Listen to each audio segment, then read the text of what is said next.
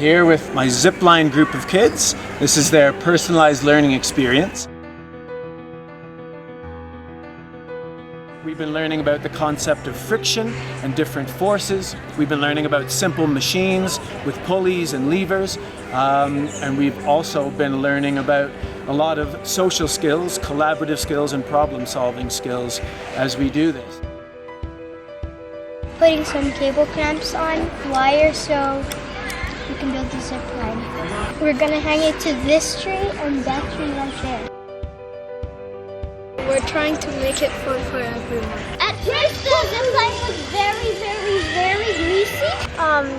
Our problem is that we can't wrap it around the tree, but we're trying, and we think we'll build it in 5 days. So mostly I have a very hands-off approach. The kids are figuring out piece by piece how everything fits together. They know all the materials, their functions, and their purpose, and now they're just out here in the field trying to figure out how they actually connect with each other and fit together. So I'm hopeful that today or tomorrow we might have a zip line up and running if they can solve just a few more problems.